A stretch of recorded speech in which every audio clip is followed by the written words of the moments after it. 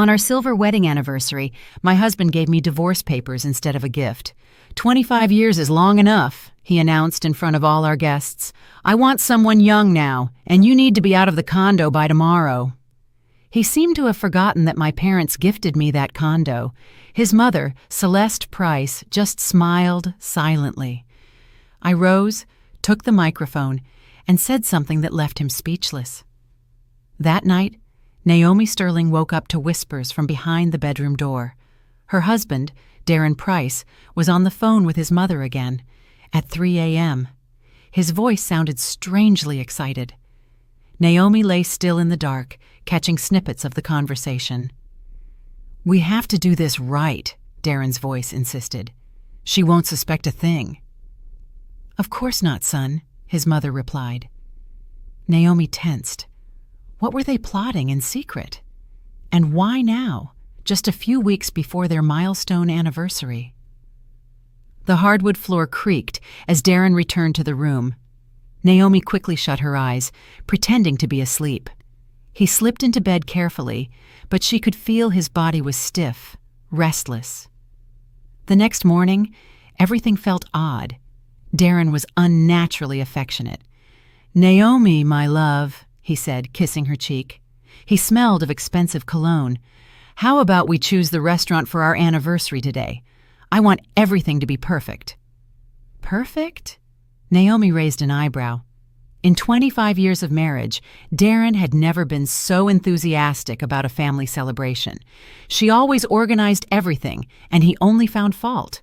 "Fine," she replied carefully, watching him rush off to work. His cell phone was on the nightstand. The screen lit up with a notification. Naomi couldn't help but look. It was a calendar reminder. Call S at 11 a.m. "Hey, Dee," she asked casually, watering the window plants. "Who's the S you have in your contacts?" Darren spun around abruptly.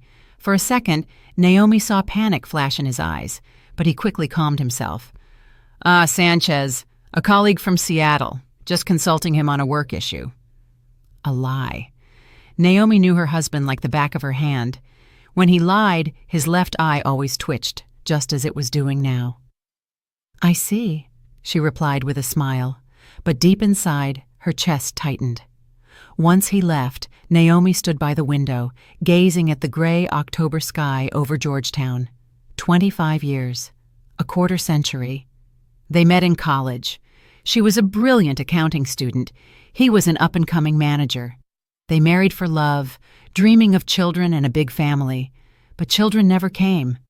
Doctors found nothing wrong, but the miracle never happened.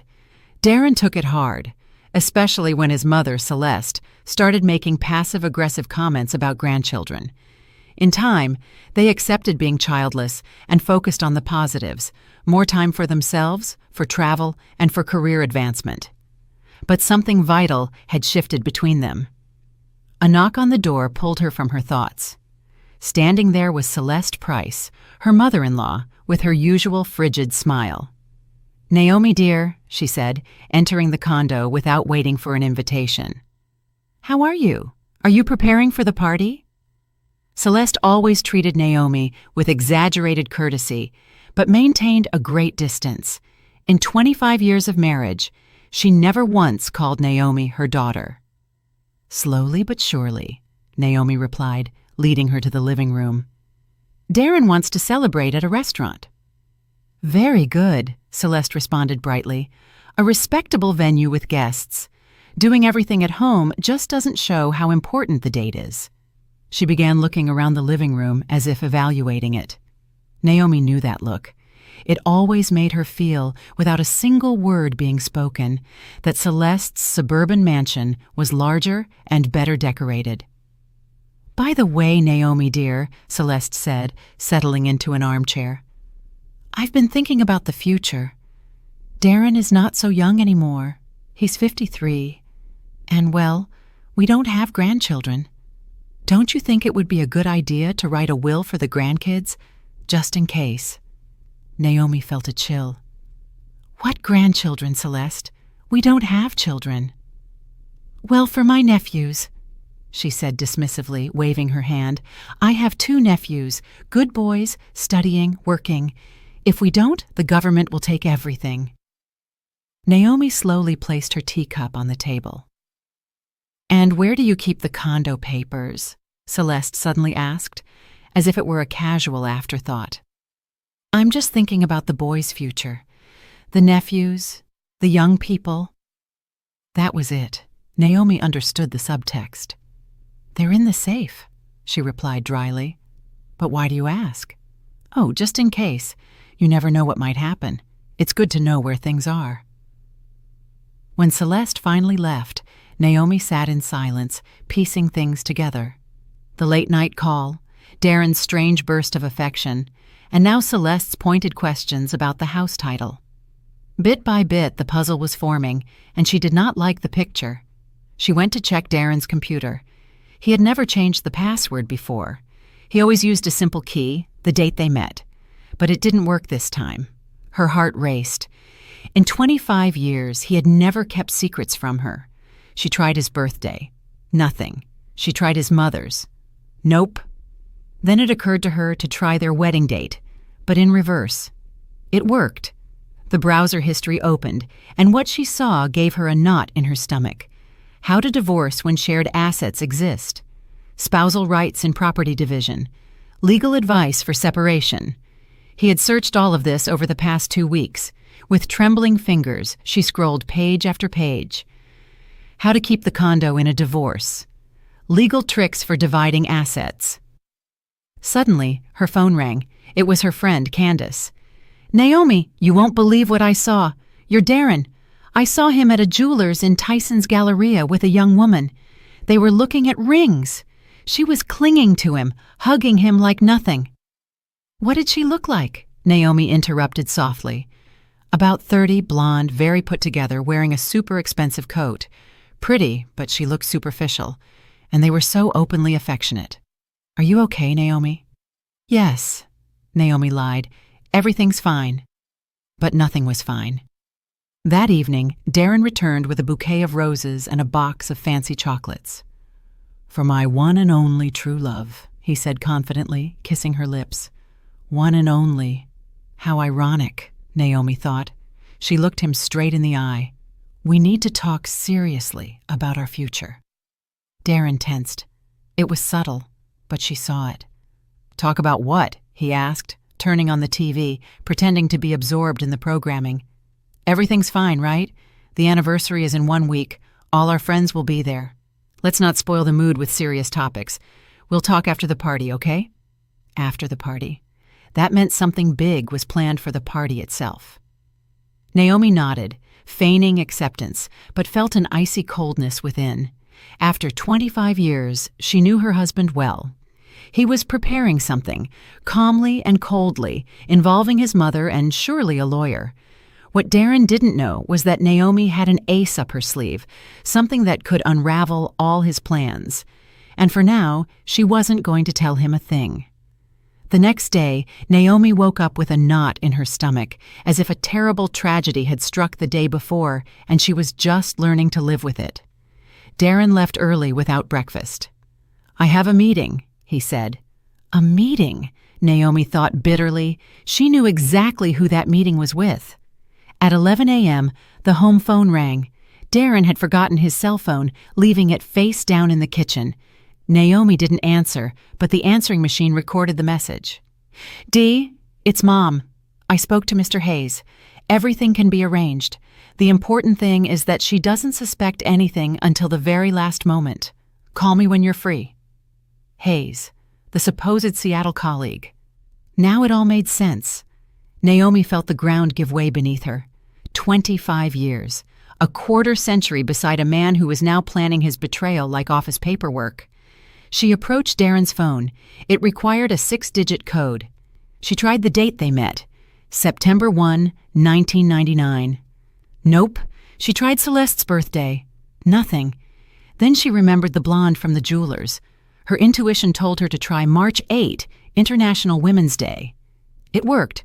The lover's birthday. The texts confirmed everything. Sierra, my love, a little more patience. After the anniversary, everything will be resolved. The condo will be ours.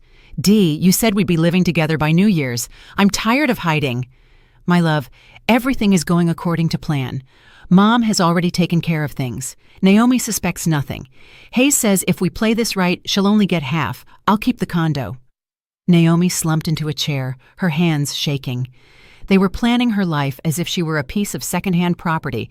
Darren, his mother, the lawyer Hayes, the mistress Sierra, all tangled in a trap where she was the prey. And the worst was yet to come.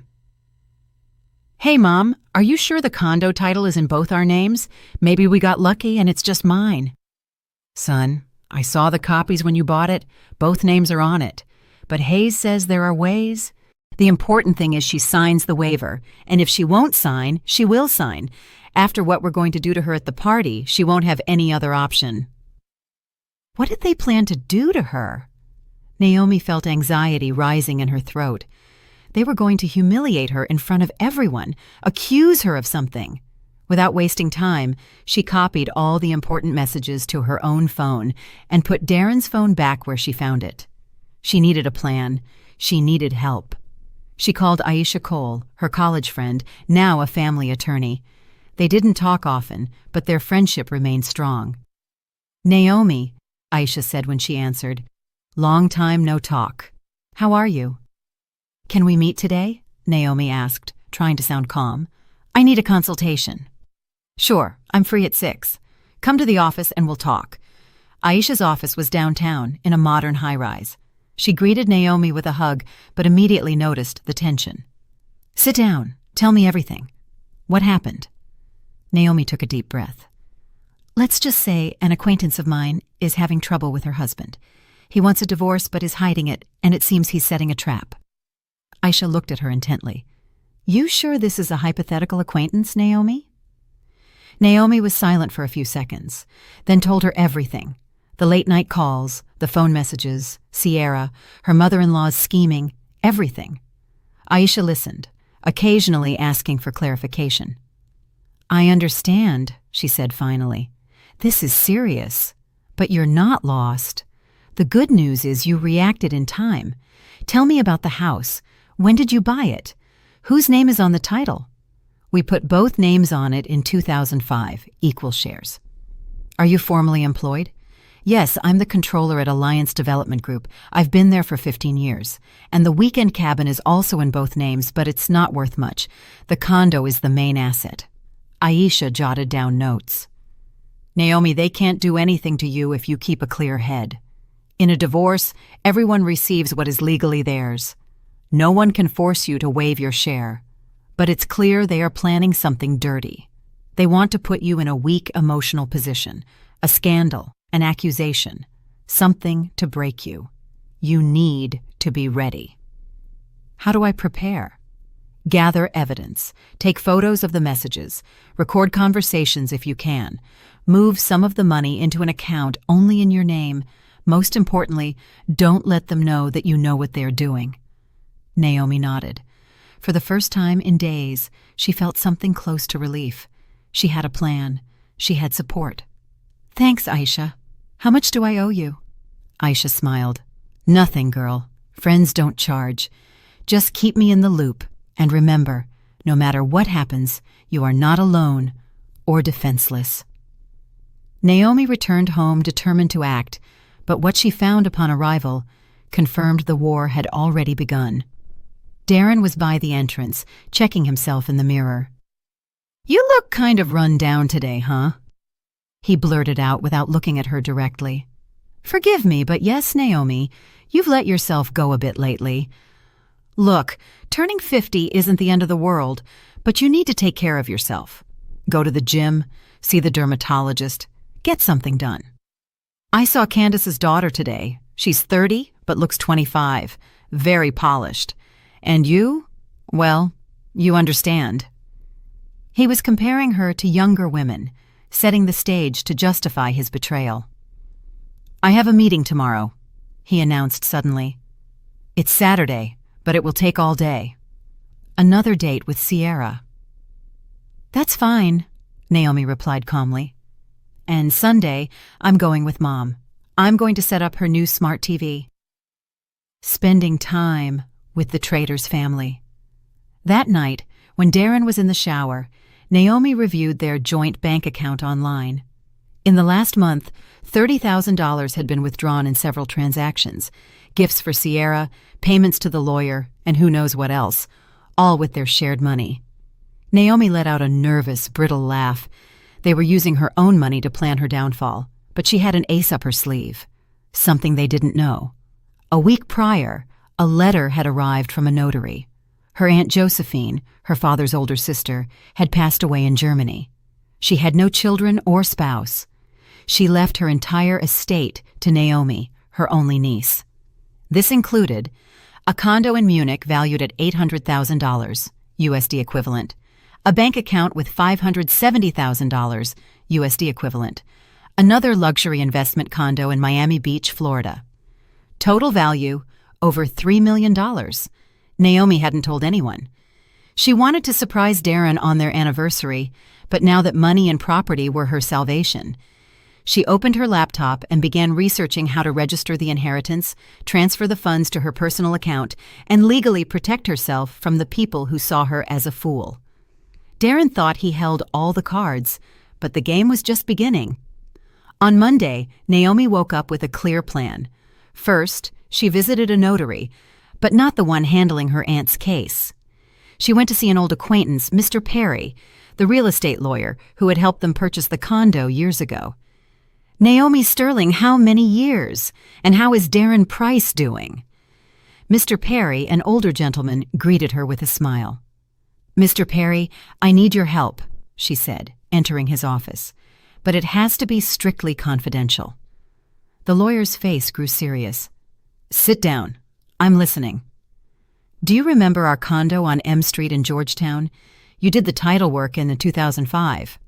Of course. A very good unit in a fine building. Do you recall who purchased it first? I mean, where did the money come from? Mr. Perry frowned, opened an old file, and searched for a moment. Here it is. It was an unusual case. The money came directly from your parents' account, and in the deed of gift, you are listed as the sole recipient. Darren was added 2 months later, as your husband. Naomi felt a surge of warmth in her chest. So, it's formally a premarital asset? Formally, yes. Your parents gifted it to you before Darren's name appeared on the documents. In case of divorce, that can make all the difference. He could only claim something if he proves he invested in major renovations. Naomi smiled faintly. Darren never spent a dime on the condo. She had done everything herself. Could you give me a confirming document? Of course.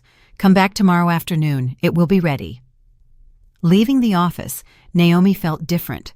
After so many days, she finally felt strong, protected. But what awaited her at home left her breathless. A courier delivered a thick envelope from Germany, the final papers for Aunt Josephine's inheritance. Naomi read the lines with the help of a summary. A condo in Munich valued at $800,000, a bank account with $570,000, and the luxury investment condo in Miami Beach. More than $3 million in total. She sat in the living room. She was now a wealthy, independent, free woman, but Darren shouldn't know. Not yet. Her phone rang. It was Darren, his voice overly cheerful. Naomi, my love, I was thinking, what if we really celebrate our anniversary? Colleagues, friends, everyone. Why such a big deal, Dee? Why? It's 25 years. A silver anniversary. I want everyone to see what a perfect family we have. I already reserved the ballroom at the Watergate Hotel for 100 people. 100 people for her public humiliation.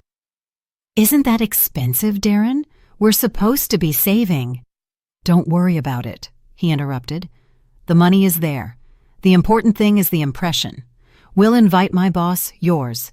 Everyone needs to see how happy we are. What a cynical lie. Fine, Naomi said calmly. Whatever you say. Perfect. I have a meeting with some partners. We'll talk tonight. Partners. Naomi knew what that meant.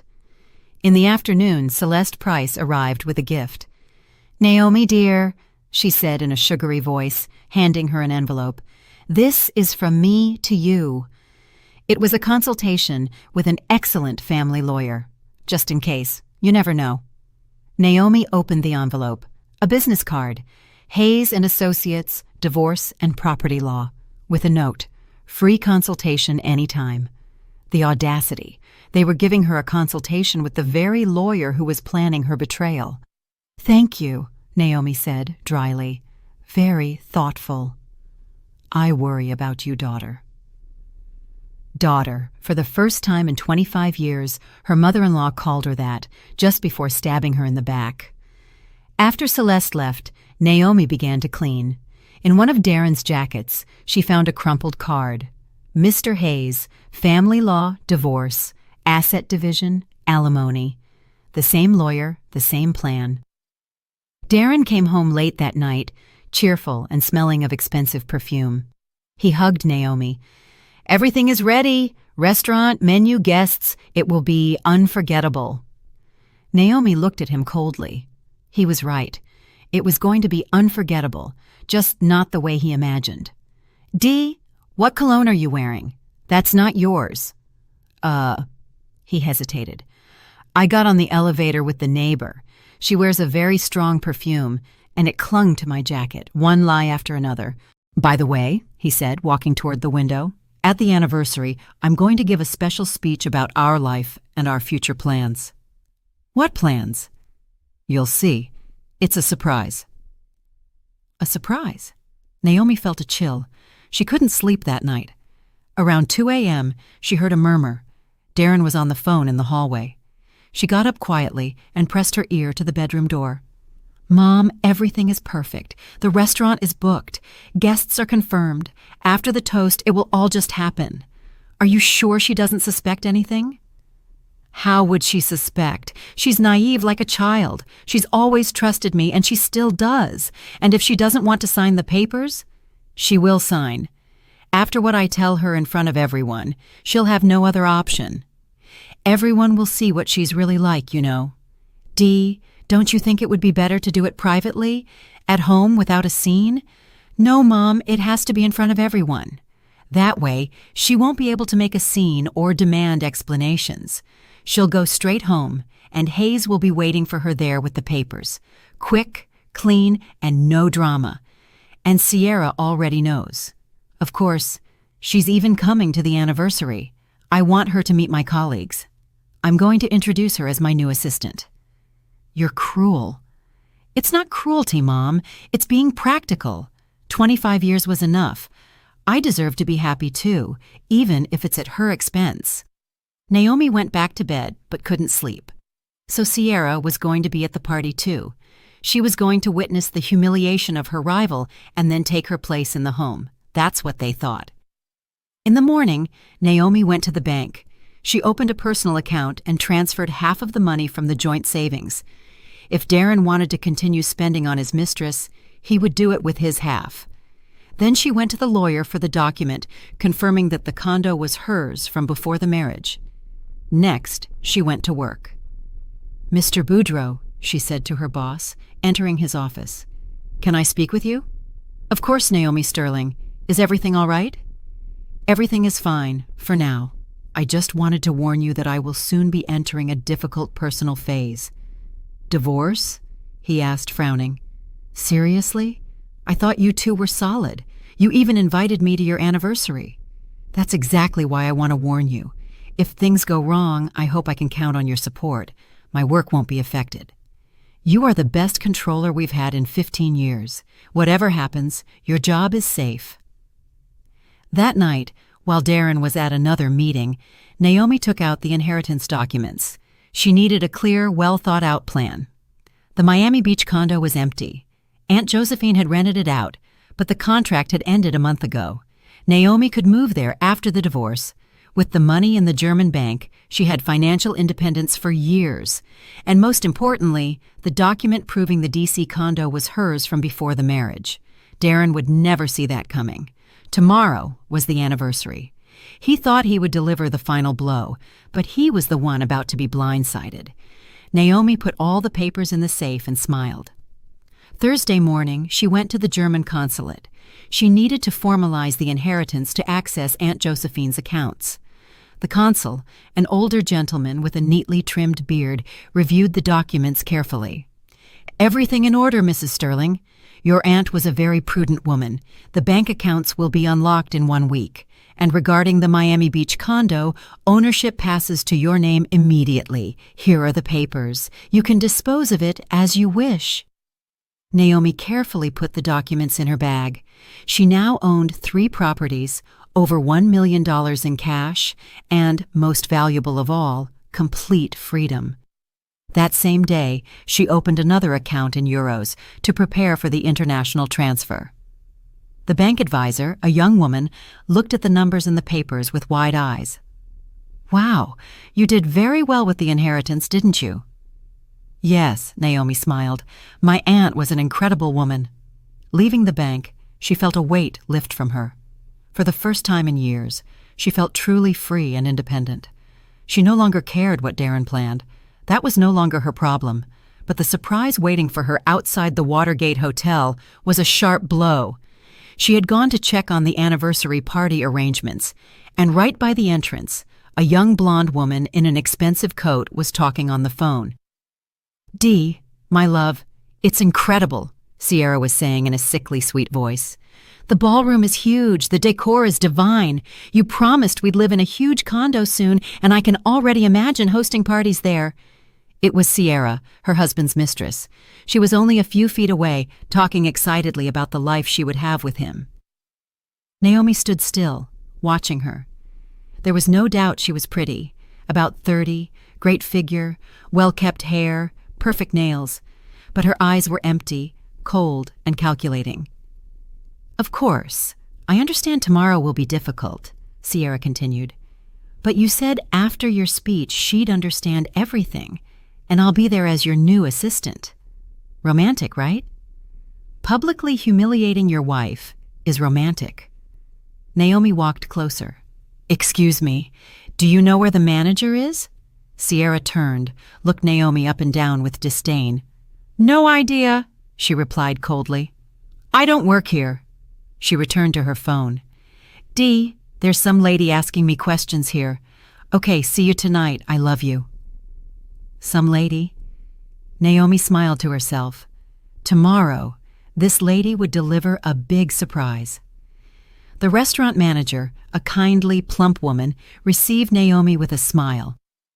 "You're here about tomorrow's anniversary? Mr. Price already paid for everything. Ballroom for 100 people, banquet, live music." "And how much did all that cost?" $45,000. Your husband requested the best of the best. $45,000 to humiliate her in public. Naomi nodded. "I see. Can I see the ballroom?" Yes, the room was luxurious. High ceilings, crystal chandeliers, immaculate white tablecloths, enormous mirrors on the walls. All the guests would have a perfect view of the spectacle. "Where will the microphone for the toasts be?" Naomi asked. "Right here in the center," the manager said. "Mr. Price insisted that everyone hear him." Of course, so no one misses the humiliation. At home, Darren was waiting, nervous, pacing with the paper in his hand.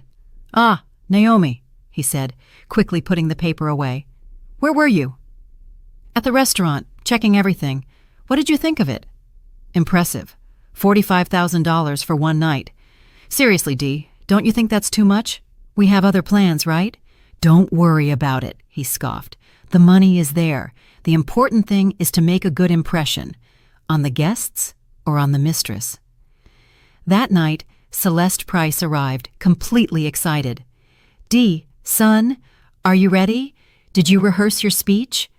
"Of course, Mom. Everything will be perfect. Don't worry." She patted his shoulder. "Your speech will be a success. Everyone will see that you made the right decision." The right decision. Naomi watched them from the kitchen, the rage building inside. "Mom, what if she makes a scene?" Darren asked. "She won't," Celeste replied confidently. "With so many people, she'll hold it together. She's an educated woman. They'll settle things at home. And Hayes, is he ready?" "Yes, the papers are done. All she needs to do is sign. After your speech, she'll have no choice." Naomi quietly went to the bedroom and took her own papers from the drawer. She had everything ready.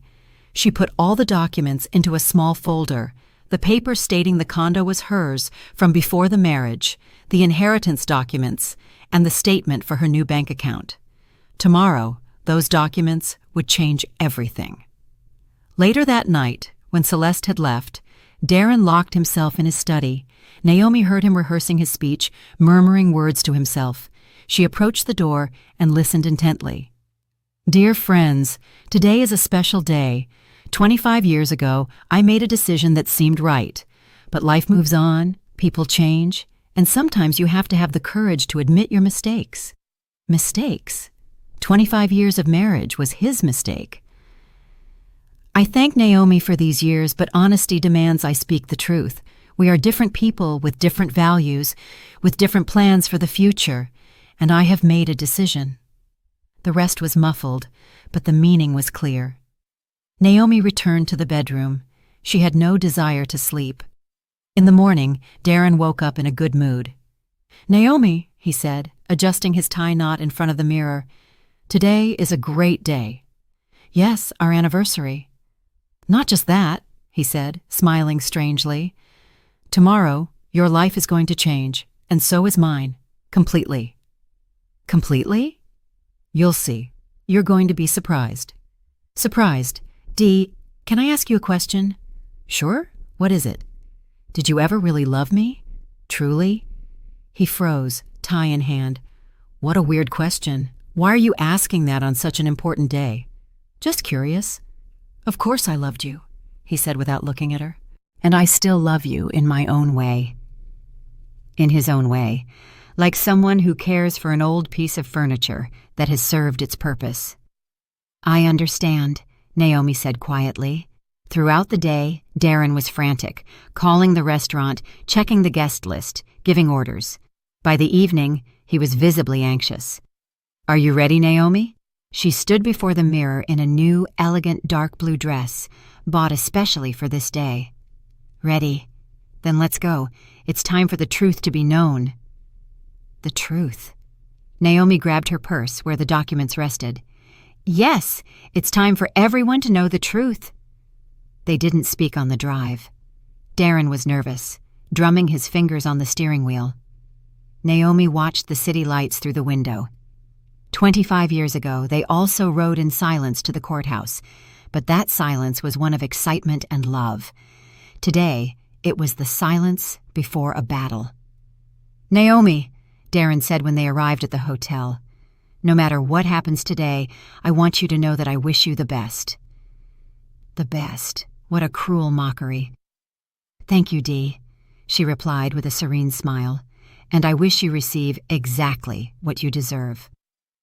The ballroom at the Watergate Hotel sparkled. 100 guests were seated at round tables with white roses and gold candles. At the head table sat the hosts. Naomi smiled and accepted congratulations, but inside, she was tense. The blow was coming any minute. Naomi, you look stunning today, said Marina, a coworker. 25 years together. How romantic. Yes, Naomi said, looking around. Very unexpected, all of it. In one corner of the room stood Sierra, Darren's mistress. She had been introduced as his new marketing assistant. Young, pretty, in a very expensive dress, she chatted calmly with some colleagues as if nothing were amiss. Darren Price, congratulations on your anniversary, said Mr. Michael Boudreau, the CEO of Darren's company. Rarely does one see such solid couples. Thank you, Mr. Boudreau, Darren replied, shaking his hand. Today is a special day. I even prepared a very special speech. A speech. Naomi's throat went dry. Celeste Price went from table to table, receiving compliments for her good son and the ideal wife he had. Her eyes glowed with satisfaction. She knew what was about to happen. At a small table in the back, a man in his 50s in a dark suit sat very seriously. Naomi didn't know him, but she recognized his picture. Mr. Hayes, the lawyer. He was there in case a signature was needed. Dear guests, The voice of the master of ceremonies sounded over the microphone. "May I ask for your attention? Darren would like to say a few words in honor of his wife." A silence fell. Everyone turned toward the main table. Darren stood up, took the microphone, and smiled broadly. "Friends, thank you for being here on this important day. 25 years is no small thing. It's a quarter century alongside one person." The guests nodded, raising their glasses. "I've thought a lot about our life together," Darren continued, "about what united us, what made us happy, and what didn't so much." Naomi tensed. "It's starting," she thought. "And I realized something very important. People change. What seems right when you're young can eventually turn out to be a mistake." The ballroom grew quieter. People exchanged confused glances. 25 years ago, I chose the woman who would be my life partner, guided by youthful emotions, but life taught me to see things more clearly. "Darren," Naomi murmured, "what are you talking about?" "The truth, dear. It's time to stop lying to ourselves." He turned to the guests, his voice harder, firmer. "Dear friends, I want to be honest with you and with myself. For 25 years, I endured a life with a woman who is not right for me. A gray, boring woman who doesn't know how to be the partner of a successful man." The ballroom erupted in surprised murmurs.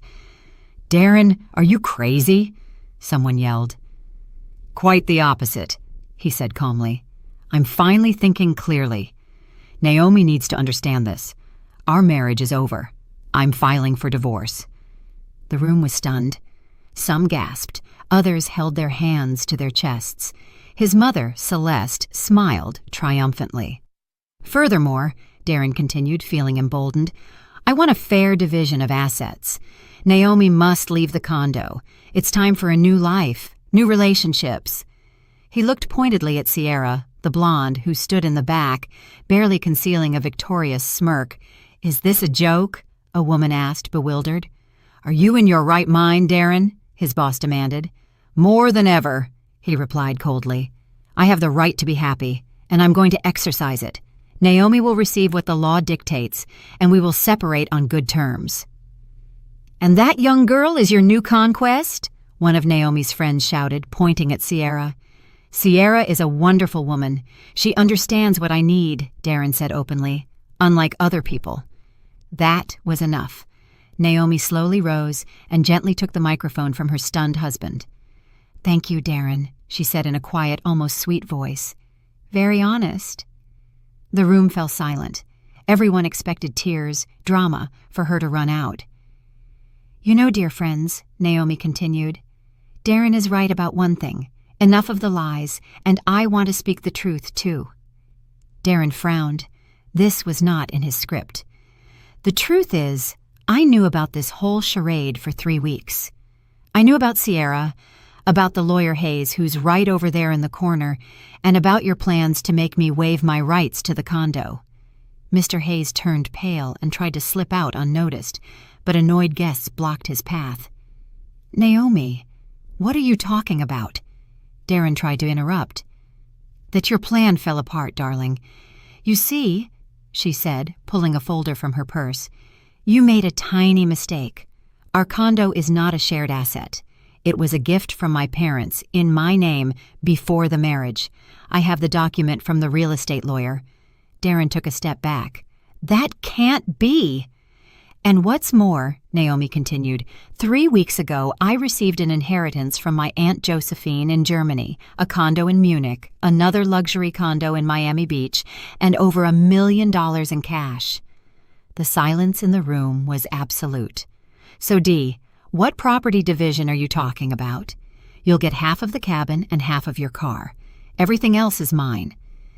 Sierra, against the wall, turned paper white. "And now, the fun part," Naomi said with a smile. "Do you know how much your successful man spent on this little play to publicly humiliate his wife? $45,000 of our joint savings." The guests began to murmur in outrage. "But I'm not spiteful," Naomi continued. "Darren, you are free. Take your wonderful woman, as you called her, and live wherever you like, just not in my condo." "Wait," Darren whispered. "We can talk about this." "There's nothing to talk about. I'm filing for divorce tomorrow. Hayes can leave. I don't need him anymore." She then turned to the guests. "Dear friends, I apologize for ruining your evening, but sometimes the truth is more important than appearances. Thank you for coming. Now you know who is who." Naomi placed the microphone on the table and walked toward the exit. Behind her, a scandal erupted. "Darren, you are a complete scoundrel!" a woman yelled. "How could you do that to your wife? 25 years and you pull this?" Sierra tried to leave discreetly, but a furious group of guests blocked her path. "And what about you, homewrecker? Did you think stealing another woman's husband would be easy? Have you no shame?" Celeste Price went from table to table, trying to explain, but no one listened. Meanwhile, Naomi walked out of the restaurant and breathed the cool night air. Freedom.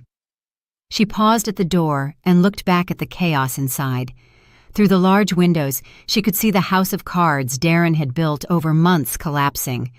He was in the middle of the ballroom, pale, confused, like an actor who had forgotten his lines.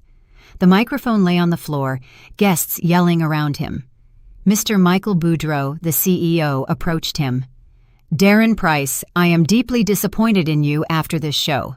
I think we will have to review your position in the company." "But Mr. Boudreau, you don't understand," Darren stammered. "It's not what it looks like.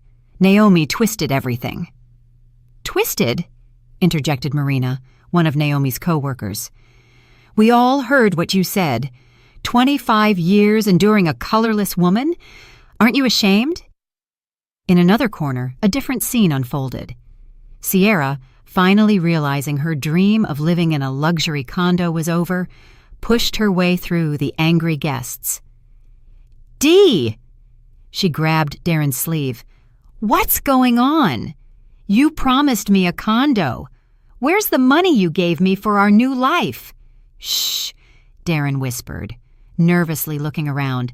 "Not here." "Why not here?" Sierra yelled, growing hysterical.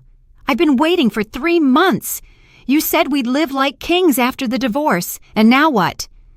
Guests turned, curious, some already recording on their cell phones. "Stop it," Darren pleaded. "We'll talk later." But Sierra let out a bitter, almost hysterical laugh. "Talk about what? You don't have a condo or money. You fooled me." She turned to the guests. "Do you want to know the truth? This successful man promised me riches for 3 months.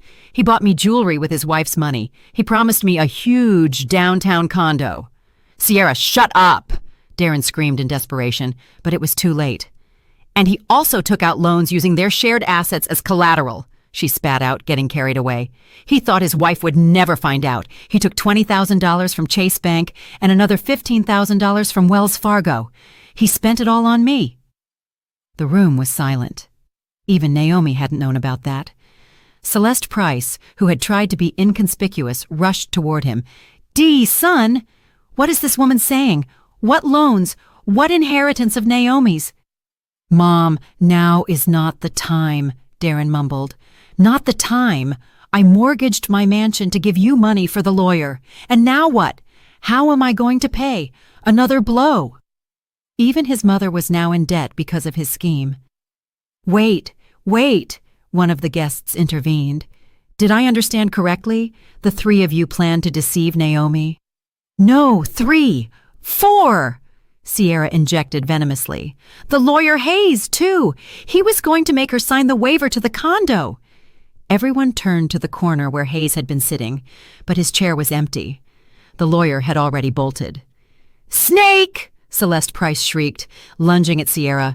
"This is all your fault. You drove my son crazy." "My fault?" Sierra retorted indignantly. "It was your son who groomed me. He told me his wife was a fool, that he'd manipulate her easily." Men separated them just as a fight almost broke out. "What a disgrace," a woman said loudly. "Mr. Boudreau, doesn't Naomi work for you?" "Yes, and she is the best controller I've had in 15 years, the CEO said firmly. After this circus, the only thing I'm going to do is raise her salary. And this guy," he looked at Darren with contempt, "should look for another job. With this reputation, he won't get far." Darren went back and forth between his mother, his mistress, and the indignant guests, trying to fix something. "People, you don't understand," he yelled. "I have the right to be happy. 25 years is too much." An older woman approached him, Aunt Clarice, Naomi's aunt. "And did you think about how she felt living 25 years with an egoist like you?" "Aunt Clarice is right." Other family members of Naomi supported her. "What a disgrace. People like you don't belong in our family." "Good thing Naomi found out in time," added her cousin Dwayne. "Otherwise, you would have kept fooling her whole life." "Hey, what if we upload this to social media?" one of the young guests said. "Let everyone know who this guy Price is." "Yes," others agreed. "We have to trend the hashtag #SilverAnniversaryTrader." "No, wait," Darren begged. "Don't do it. This is my private life." "Private?" Sierra laughed. "You humiliated your wife in front of 100 people, and now you care about privacy?" Slowly the guests began to leave, first Naomi's family, then her coworkers, and then their acquaintances. As they left, each one gave their opinion. "Darren Price," a colleague said on his way out. "After tonight, don't even say you know me." "What a shame for the family," a neighbor muttered. "And now, how is he going to face people?" "You're trash," one of the men said bluntly as he passed. "You exposed your wife like she was a joke in front of everyone." Half an hour later, only the protagonists of the drama remained in the ballroom: Darren, Celeste, Sierra, and a few waiters watching curiously. "Now what?" Sierra asked, fixing her disheveled hair. "Do you have any money at all, Dee?" "Where from?" he complained. "I spent it all on the party and your gifts. And the loans? Who's going to pay them?" "I don't know. Maybe I'll sell the car." "The car?" Sierra laughed bitterly. "Are you crazy? That won't even cover the debt. And what about me? I left my ex for you." "I don't know," Darren repeated. "I don't know what to do." Celeste Price sat with her face in her hands. "And what am I going to tell Hayes? He charges for every consultation, and I even put my house up as collateral." "Mom," Darren said, approaching her, "we'll find a solution." "A solution?" She lifted her face, her eyes red. "In my 70s, I'm left homeless because of your foolishness." Then Sierra stood up, adjusted her purse, and said, "You know what? I'm leaving. You two are utterly useless. Dee, don't ever call me again. And the money you owe me for the last 3 months? Forget it. Consider it a payment for this life lesson." She paused at the door and turned. "Your wife is one badass woman. It's a shame I only met the real her today. Those are the women who deserve respect." She left, the sound of her heels echoing sharply. Darren and his mother were left alone in the ballroom amidst half-eaten plates and spilled glasses. "Dee," Celeste said softly, "what if it's not too late? What if we go see Naomi and ask for forgiveness?" Darren shook his head. "It's too late, Mom. You saw her face. She will never forgive us." "Then what are we going to do?" "I don't know," he repeated for the third time. "I swear I don't know." Meanwhile, Naomi was in a taxi back to the condo, watching the city lights. In her purse, she carried the titles to 3 properties and a bank statement showing over $1 million. The driver, an older man, looked at her in the rearview mirror. "Beautiful night, isn't it?" "Yes," Naomi said, smiling. "Very beautiful. You could say it changed my life." "That's good. Some days just change everything." "That's exactly right," she replied. Everything changed. And indeed, her life changed forever. 3 months later, Naomi was in court, watching the life of the man she had been married to for 25 years fall apart. Darren looked 10 years older, gray hair, a worn face, a cheap suit instead of his usual expensive ones. The judge, an elderly woman with glasses, reviewed the documents carefully. "Very well," she said finally. "The court decides the following. The condo on M Street in Georgetown is the separate, premarital property of Mrs. Naomi Sterling and is not subject to division." Darren panicked. His lawyer, no longer Hayes but a young public defender, just threw up his hands. The cabin property is considered marital property and is divided in half. The same goes for the Lexus ES300 car. Your Honor, Darren's lawyer stood up. My client used that car for work. Denied, the judge replied dryly. The car was purchased with common marital funds. Naomi said nothing.